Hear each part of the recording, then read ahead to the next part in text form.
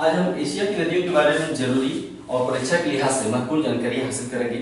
आप साफ साफ देख रहे हैं कि एशिया की ज्यादातर नदियां पूर्वी एशिया में हैं या फिर उत्तरी एशिया में। ये देखिए चाइना, रसिया और दक्षिण पूर्वी एशिया के जो देश हैं भारत के पूर्व में, यहाँ पर नदियां ज्यादा हैं।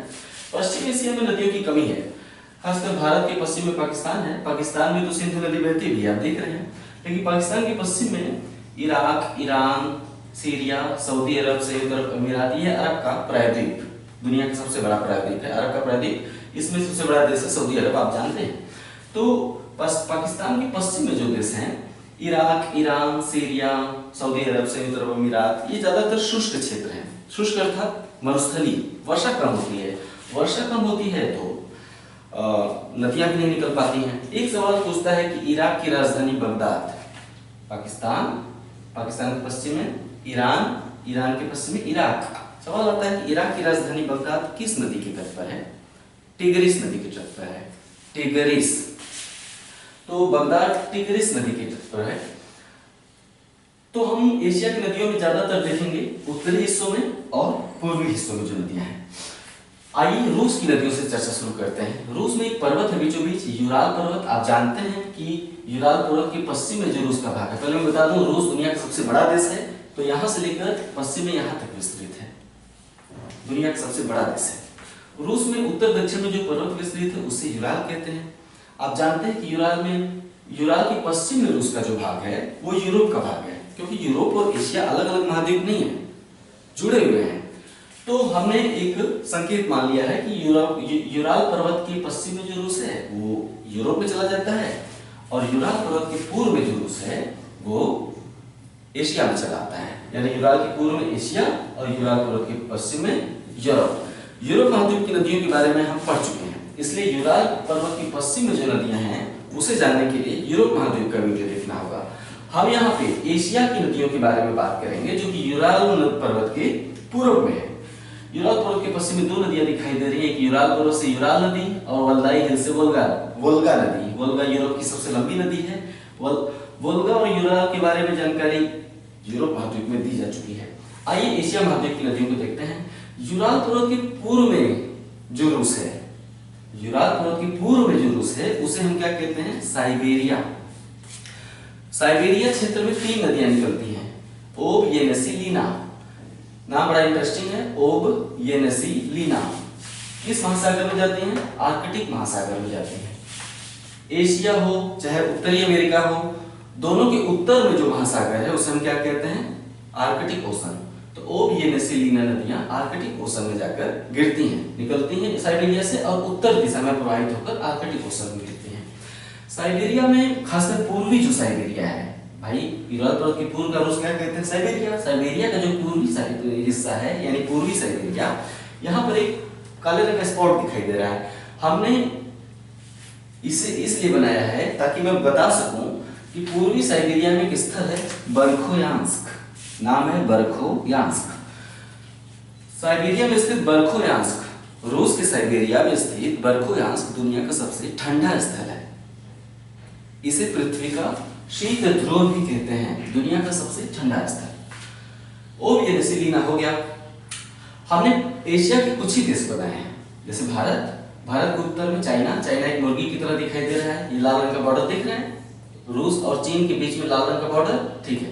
तो इस लाल रंग के बॉर्डर से इस बॉर्डर तक, ये काले रंग की रेखा देख रहे हैं, ये काले रंग की जो रेखा है इस बॉर्डर से ये लाल वाले बॉर्डर तक चाइना है। चाइना का पूर्वी हिस्सा और चाइना की पूर्वी सीमा देखिए जम्मू कश्मीर के ऊपर से स्टार्ट हुआ है, एक मुर्गे की तरह दिखाई दे रहा है ना। तो भारत के उत्तर में चाइना के उत्तर में ये वाला हिस्सा मंगोलिया, चीन और रूस से घिरा हुआ है, सब एशिया महाद्वीप में पढ़ाया जा चुका है। अब मंगोलिया के उत्तर में दुनिया का सबसे बड़ा देश रूस। तो मंगोलिया से एक नदी निकलती है और रूस सीमा पर साथ साथ बहती है। रूस और चीन की सीमा बनाती है वो नदी। मंगोलिया से जो नदी निकलती है रूस और चीन की सीमा बनाती है। देखिए लाल रंग से हमने बताया ना, लाल रंग से नदियां बनाई गई हैं। तो ये लाल रंग की नदी जो कि सीमा पर बह रही है, इसलिए हमने इसको अलग तरीके से लिखा है। इस नदी का नाम है आमूर। आमूर नदी मंगोलिया से निकलकर रूस और चीन की सीमा बनाती है। सवाल पूछा गया है कई बार कि रूस और चीन की सीमा निर्धारित करने वाली नदी का नाम बताइए। कौन सी नदी है? आमूर नदी। ठीक है, अब चीन की नदियों को देखते हैं। भारत के उत्तर में कौन सा पर्वत है? हिमालय। हिमालय के उत्तर में कौन सा पठार है? यहाँ पे यहां से लेकर यहां तक एक पठार है, ये पूरा हिस्सा, ये हिस्सा हिमालय के उत्तर में पठार है। दुनिया का सबसे ऊंचा और सबसे विशाल पठार, नाम है तिब्बत का पठार। किस देश में है? चाइना में है। तिब्बत के पठार से 4 नदियां निकल रही हैं, हमने यहाँ पे दिखाया है। उत्तर में हुआंगहो, यांगत्से, यांगत्से देखिए ऐसे लिखा हुआ है, यांग आधा ट है आधा ग है, यांगत्से। तो हुआंगहो, यांगत्से और मिकांग साल्विन, ये 5वीं नदी तिब्बत से नहीं निकलती है, वो यहाँ से निकल रही है। ध्यान दीजिए, लास्ट वाली नदी यहाँ से निकली, तिब्बत से नहीं। तिब्बत से 4 नदियां निकल रही हैं, 1 2 3 4, 1 2 3 4, नाम है ऊपर से नीचे तक हुआंगहो, यांगत्से, मिकांग साल्विन। हुआंगहो, Yangtse, मिकांग Salvin. पहले हम इन चारों के बारे में जानते हैं जो कि तिब्बत के पठार से निकलती हैं। हुआंगहो और यांगत्से नदियां तिब्बत के पठार से निकलकर कहां गिरती हैं? पीला सागर में। आइए सबसे पहले हुआंगहो और यांगत्से पूर्व की तरफ बह जाते हैं, पूरी तरह से चीन की नदियां हैं, जबकि मिकांग और साल्विन केवल चीन की नदियां नहीं बल्कि चीन के दक्षिण में वाला जो हिस्सा है, चीन की सीमा, ये दक्षिणी सीमा, दक्षिणी सीमा के दक्षिण में जो हिस्सा आपको एशिया का दिखाई दे रहा है, इसे हम कहते हैं दक्षिण पूर्वी एशिया। चीन के दक्षिण में एशिया का जो भाग है, चीन के दक्षिण में और भारत के पूर्व में, ये देखिए, इसे हम कहते हैं दक्षिण पूर्वी एशिया। हालांकि दक्षिण पूर्वी एशिया में इंडोनेशिया के द्वीप भी शामिल हैं, वो अलग बात है, लेकिन जो मुख्य भूमि पर जो हिस्सा है चीन के दक्षिण में, उसे हम कहते हैं दक्षिण पूर्वी एशिया। इसे दक्षिण पूर्वी एशिया में 5 देश शामिल हैं। इस दक्षिण पूर्वी एशिया में कितने देश हैं? यहाँ पर मुख्य भूमि पर, इंडोनेशिया को छोड़ दीजिए, इस मुख्य भूमि पर 5 देश शामिल हैं। 5 देश नहीं है, 6 देश शामिल हैं, एक सिंगापुर भी है लास्ट में। इन 5 का देश है, सॉरी 5 देशों का नाम है म्यांमार, थाईलैंड, पूर्व की तरफ बढ़ रहे हैं, Myanmar, Thailand, Laos, Cambodia, Vietnam. रट लीजिए, 5 देशों का नाम है पश्चिम से पूर्व की ओर। म्यांमार, आप एटलस में देख लीजिए, Myanmar, Thailand, Laos, Cambodia, Vietnam. Myanmar, Thailand, Laos, Cambodia, Vietnam. Atlas में ध्यान से देखिए, यहाँ पे 5 देश बने हुए हैं। एक छठा देश है यहाँ पर मलेशिया, सिंगापुर है। तो हालांकि मलेशिया भी यहां से स्टार्ट होता है, हम मलेशिया और सिंगापुर को छोड़ देते हैं, मलेशिया और सिंगापुर को छोड़ देते हैं, ये वाला जो प्रायद्वीपीय हिस्सा इसे छोड़ देते हैं। तो मुख्य भूमि पर यहाँ पर 5 देश हैं, जिनका नाम मैंने लिया म्यांमार, थाईलैंड, लाओस, कंबोडिया और वियतनाम। तो मिकांग और साल्विन नदियां तिब्बत पठार से निकलकर चली आती हैं दक्षिण पूर्वी एशिया में, और हुआंगहो और यांगत्से नदी चली जाती है चीन के पूर्व में जो सागर उसमें गिरते हैं। ओके, हुआंगहो नदी के बारे में जानते हैं। हुआंगहो नदी तिब्बत के पठार से निकलकर बोहाई की खाड़ी में गिरती है। ये जो सकरा सा खाड़ी है, इसे हम क्या कहते हैं? बोहाई की खाड़ी। यहाँ पर लिखा है बोहाई। हुआंगहो नदी बोहाई की खाड़ी में गिरती, सकरा सा जो सागर है। हुआंगहो नदी को पीली नदी भी कहते हैं। हुआंगहो नदी को हम सबसे ऊपर उत्तर वाली जो नदी चीन में दिखाई दे रही है हुआंगहो, इसे हम क्या कहते हैं? पीली नदी। क्यों? क्योंकि ये चीन में लोयस के मैदान से होकर गुजरती है। चीन में लोयस का मैदान है, लोयस के मैदान से होकर गुजरती है, और लोयस के मैदान में पीली मिट्टी पाई जाती है। इस कारण से हुआंगहो नदी में पीली मिट्टी प्रवाहित होती है, इसलिए इसका जल पीला रंग का दिखाई देता है। तो इसलिए हुआंगहो को हम क्या कहते हैं? पीली नदी। लिखते जाइए, सब बहुत ही महत्वपूर्ण, सब पूछा जा चुका है, जो नहीं पूछा गया है आगे काफी संभावना है। पीली नदी कहते हैं। तो हुआंगहो गिरता है बोहाई की खाड़ी में। हुआंगहो के दक्षिण में यांगत्से नदी है, ये देखिए यांगत्से तिब्बत के पठार से निकलती है और पीला सागर में गिरती है। यांगत्से तिब्बत के पठार से निकलती है और पीला सागर में गिरती है। पीला सागर का नाम पीला इसलिए दिया गया है क्योंकि इसका जल पीले कलर का है। किस लिए पीले कलर का है? हुआंगहो नदी अपना जल गिराती है पीली मिट्टी वाला जल, इसलिए पूर्व में जो सागर है उसका रंग पीला है। इसलिए हम चीन के पूर्व में जो सागर उसे क्या कहते हैं? पीला सागर। तो यांगत्से नदी पीला सागर में गिरती है। बोहाई की खाड़ी पीला सागर का ही एक भाग है, यानी बोहाई की खाड़ी का जल भी पीला ही होता होगा। बोहाई की खाड़ी का जल भी पीला ही होता होगा। इसलिए पीला सागर का एक भाग है बोहाई की खाड़ी, यानी वांगहो बोहाई की खाड़ी में और यांगसी पीला सागर में गिरती है। यांगसी नदी की एक विशेषता है कि दुनिया की सबसे लंबी नदी, एशिया की सबसे लंबी नदी कौन सी है? यांगसी। यांगसी एशिया की, पूरी एशिया की सबसे लंबी नदी है। ओके, अब तिब्बत के पठार से निकलकर दक्षिण पूर्वी एशिया में दो नदियां यहाँ पे आती हैं। पूर्व में जो नदी है इसे मिकांग कहते हैं, पश्चिम में जो नदी है इसे हम साल्वीन कहते हैं। मिकांग और साल्वीन। मिकांग नदी तिब्बत पठार से निकलती है और दक्षिण पूर्वी एशिया के 5 देशों से होकर गुजरती है। दक्षिण पूर्वी एशिया के जो 5 देश मैंने बताया ना मुख्य भूमि पर, यहाँ पे इन 5 से होकर मिकांग नदी गुजरती है। एशिया से निकलती, तिब्बत से निकलती है, चाइना बहती है, फिर दक्षिण पूर्वी एशिया के 5 देश हैं यहाँ पे। कौन कौन से हैं? म्यांमार, थाईलैंड, लाओस, कंबोडिया और वियतनाम। इन 5 देशों से होकर गुजरती है कौन? मिकांग नदी। नाम है म्यांमार, थाईलैंड,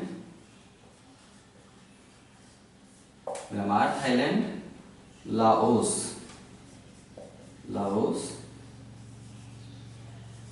कंबोडिया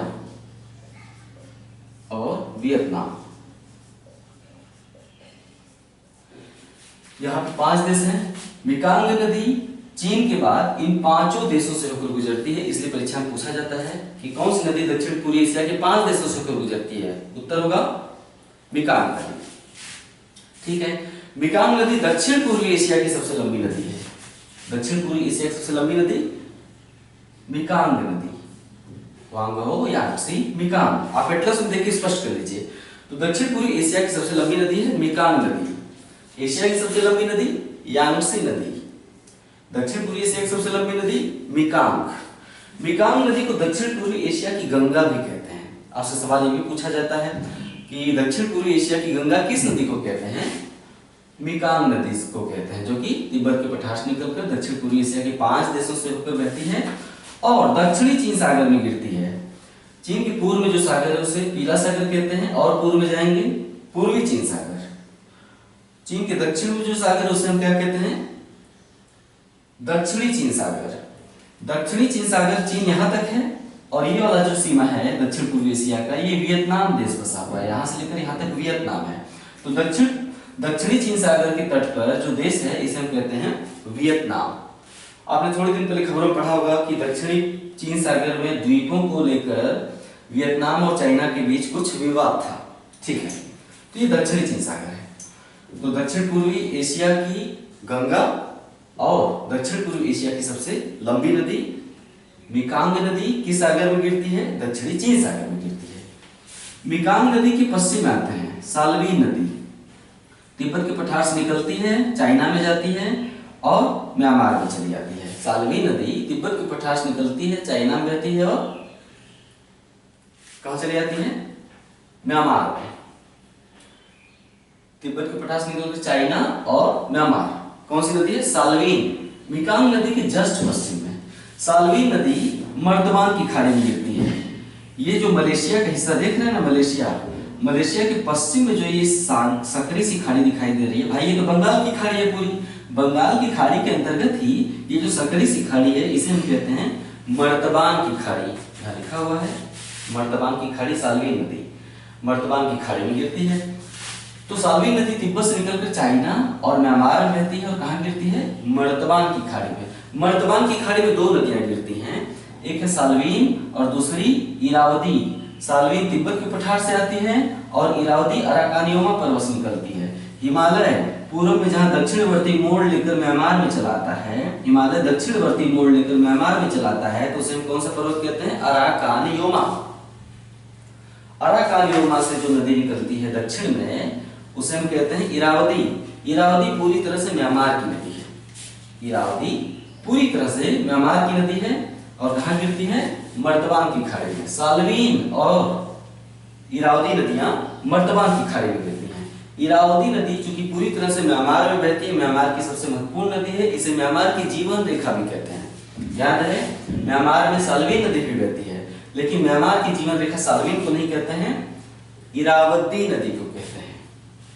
इरावती नदी के मुहाने पर ही यहाँ एक शहर है, बंदरगाह है म्यांमार का।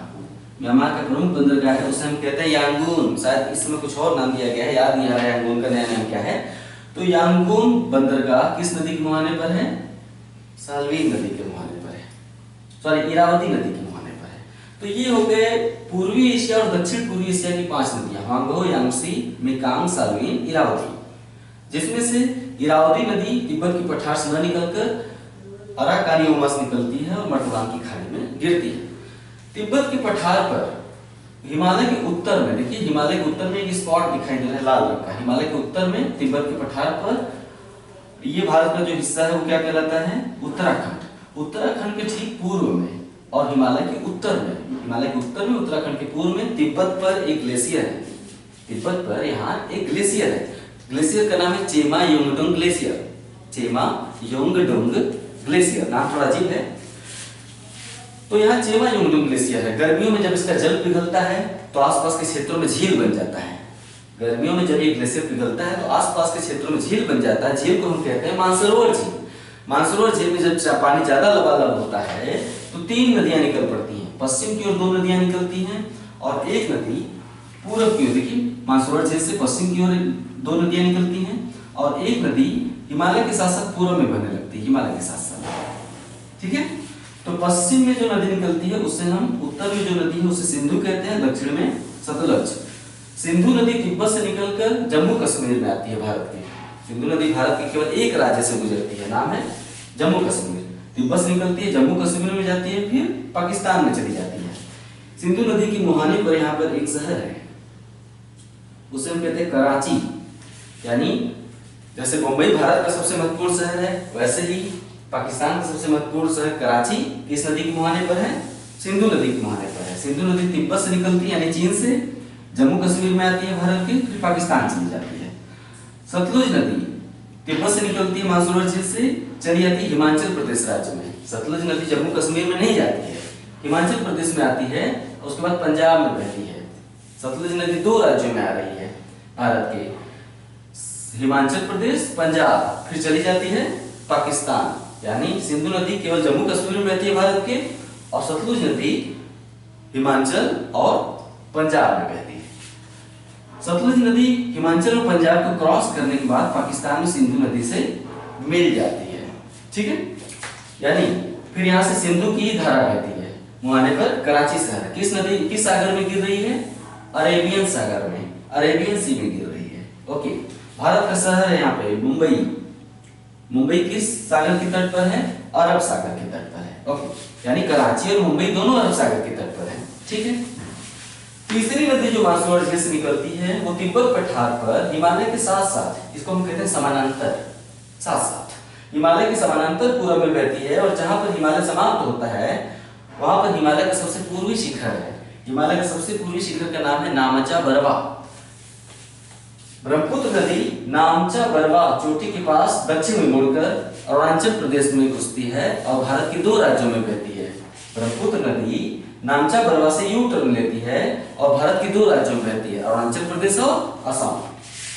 देखिए, अरुणाचल प्रवेश कर ली और फिर असम में आई और फिर क्रॉस करके चली आई बांग्लादेश में। ठीक है, और ये देखिए ब्रह्मपुत्र नदी तिब्बत में हिमालय के साथ साथ बह रही है, फिर नामचा बरवा चोटी के पास यू टर्न लेकर अरुणाचल प्रदेश में घुस गई, फिर असम में बही, फिर बांग्लादेश में चली आई। ब्रह्मपुत्र नदी भी 3 देशों से बह रही है, चीन, भारत, बांग्लादेश। कितने देशों से बह रही है? चीन, भारत, बांग्लादेश। सिंधु और सतलज नदियां भी 3 देशों से बह रहे हैं, चीन, भारत, पाकिस्तान। सिंधु सतलज 3 देशों से बह रहे हैं, चीन, भारत, पाकिस्तान। अंतरराष्ट्रीय नदियां हैं। ब्रह्मपुत्र नदी के 3 नाम हैं, 3 और नाम है। तिब्बत में इसे सांगपो कहते हैं। ब्रह्मपुत्र नदी को तिब्बत में क्या कहते हैं? सांगपो। जब नामचा बरवा चोटी के पास यू टर्न लेकर अरुणाचल प्रदेश में प्रवेश करता है तो क्या कहते हैं? दिहांग। दिहांग नदी जब प्रवेश करती है बांग्लादेश में तो क्या कहते हैं? जमुना। यमुना नहीं, यमुना तो भारत में बहती है। बांग्लादेश में ब्रह्मपुत्र नदी को हम क्या कहते हैं? जमुना, मैंने जमुना बोलते हैं। भारत की गंगोत्री उत्तराखंड में एक हिमनद है, ग्लेशियर है, नाम है गंगोत्री। गंगोत्री से एक नदी निकलती है जिसे हम कहते हैं गंगा नदी। गंगा नदी बांग्लादेश में प्रवेश करती है और जमुना और गंगा, जमुना क्या है, ब्रह्मपुत्र नदी है, जमुना और गंगा की संयुक्त धारा क्या कहलाती है, पद्मा। कंफ्यूज ना होइएगा, बहुत लोग उल्टा सीधा जानते हैं। बहुत लोग कहते हैं कि बांग्लादेश में प्रवेश करते ही गंगा नदी को पद्मा कहा जाता है। बांग्लादेश में प्रवेश करते ही गंगा नदी को पद्मा नहीं कहा जाता है। पद्मा धारा तब जन्म लेती है जब वो जमुना से मिलती है। गंगा और जमुना की संयुक्त धारा क्या कहलाती है, पद्मा। ओके, नोट करिए। पद्मा नदी आगे बढ़ती है तो दक्षिण पूर्वी भारत है ना, सॉरी उत्तर पूर्वी भारत, यहाँ पर मणिपुर राज्य से एक पहाड़ी निकलती है। उत्तर पूर्वोत्तर भारत है ना, पूर्वोत्तर राज्यों में 8 राज्य है या 7 राज्य, 7 सिस्टर्स बोलते हैं। तो मणिपुर से एक नदी यहाँ से निकलती है, उसे नाम देते हैं मेघना। मेघना नदी जब पद्मा से मिलती है तो पद्मा और मेघना की संयुक्त धारा क्या कहलाती है, मेघना ही कहलाती है। यानी बंगाल की खाड़ी में गिरते वक्त गंगा नदी किस नाम से जानी जाती है, मेघना नाम से जानी जाती है। गंगा जमुना से मिलने के बाद पद्मा, मेघना से मिलने के बाद मेघना। ओके, ये हो गया मानसरोवर झील से निकलने वाली नदियों की विशेषताएं और नाम। और इन नदियों के बारे में जब भारतीय भूगोल आप पढ़ेंगे तो वहां पे जानेंगे, ठीक है। तो ये हो गया एशिया की नदियों, जो भी बड़ी बड़ी नदियां थी। कुछ छोटी नदियों के बारे में आइए जानकारी हासिल करते हैं एशिया की। भारत में एक नदी जो कर्क रेखा को 2 बार काटती है, इस नदी का नाम है माही नदी। किस राज्य में, बहती तो 3 राज्यों से है, लेकिन राजस्थान में ही ये कर्क रेखा को 2 बार काटती है। ऐसे बहते हुए आती है, यू टर्न लेती है, फिर दूसरी बार काटती है। किस राज्य में, तो नोट करिए, माही नदी राजस्थान राज्य में कर्क रेखा को 2 बार काटती है। कौन से राज्य में, राजस्थान राज्य में। कौन सी खाड़ी में गिरती है, गुजरात के दक्षिण में जो सागर है उसे खंभात की खाड़ी कहते हैं। तो माही नदी कर्क रेखा को राजस्थान में 2 बार काटकर खंभात की खाड़ी में गिरती है। श्रीलंका की एक नदी कभी कभी पूछ देता है, जैसे कि महावेली गंगा नदी किस देश में बहती है, महावेली गंगा। लिखने की जरूरत नहीं, आपको सुनाई दे रहा होगा, महावेली गंगा किस देश में बहती है, श्रीलंका में। या फिर छोटी नदियों को देशों से सुमेलित करने के लिए दे देता है। 4 ऑप्शन होंगे नदियों के, 4 नदियां और सामने 4 देश बोल देगा, सुमेलित करिए और नीचे दिए गए कोड से सही उत्तर चुनिए। तो महावेली गंगा किस देश की नदी है, श्रीलंका की नदी है, ठीक है। ये हो गया एशिया की नदियों के बारे में सभी महत्वपूर्ण जानकारी आपने हासिल की। एशिया की नदियों से जो भी प्रश्न बनेंगे वो आपसे छोड़ जाएं, ये तो असंभव है। अगर आपने ये नोट बना के लिख लिया, मैंने पहले बताया था, एटलस की थोड़ी सी मदद लीजिएगा दक्षिण पूर्वी एशिया के देशों को देखने के लिए, जैसे मेकंग और सालवी नदियां कहाँ कैसे बह रही हैं। हो गया ये एशिया की नदियां। अगले वीडियो का इंतजार करिए। नमस्कार।